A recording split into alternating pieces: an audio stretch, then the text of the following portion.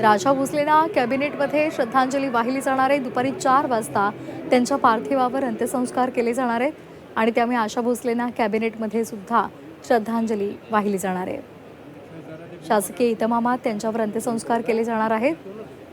दुपारी 4 वाजता त्यांच्यावर अंत्यसंस्कार होतील आणि त्याच वेळेला कॅबिनेटमध्ये सुद्धा त्यांना श्रद्धांजली वाहिली जाणार आहे। आशाताईंच्या जाण्यानं संपूर्ण महाराष्ट्राचंच नव्हे तर देशाचंही मोठं नुकसान झालेलं आहे। एक तेजस्वी तारा निखळला गेलेला आहे। पुन्हा आशाताईंसारखी गायिका, अष्टपैलू गायिका होणे नाही। आशाताई अगदी प्रत्येक क्षणामध्ये आनंद शोधून जगलेल्या होत्या। त्यांचं गाणं जितकं बहारदार होतं तितकंच त्यांना स्वयंपाकाची सुद्धा आवड होती आणि ते सुंदर सुंदर पदार्थ सुद्धा बनवायच्या आणि खाऊ घालायच्या। आपल्या राज्यामध्येच नाही, देशातच नाही तर अगदी जगभरात त्यांचे अनेक हॉटेल्स आहेत आणि त्या माध्यमातून त्यांनी व्यवसायामध्ये सुद्धा प्रगती केली होती। त्यांचं फक्त एकच स्वप्न होतं की आपले जे खाद्यपदार्थ आहेत ते जगभरात पोहोचावेत, त्याच्या चवी जगभरातल्या अनेकांना चाखता याव्यात आणि म्हणूनच त्यांनी ही हॉटेल आशाची चेन जगभरात पोहोचवलेली होती, सुरू केली होती।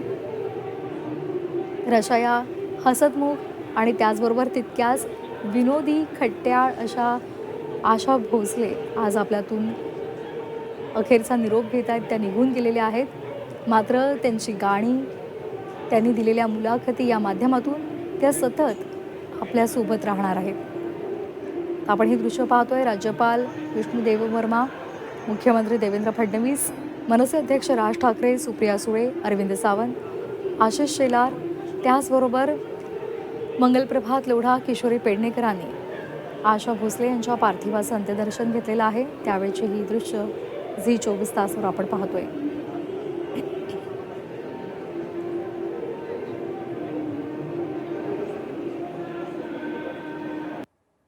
गेल्या 7 दशकांहून अधिक काळ त्यांनी या संगीत क्षेत्रावर आपली मोहिनी कायम ठेवलेली होती।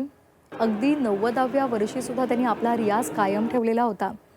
गाणं हाच माझा श्वास आहे आणि काहीही झालं तरी मी गाण्याला सोडणार नाही असं त्यांनी म्हटलेलं होतं आणि त्याचसाठी त्या कायम झटत होत्या।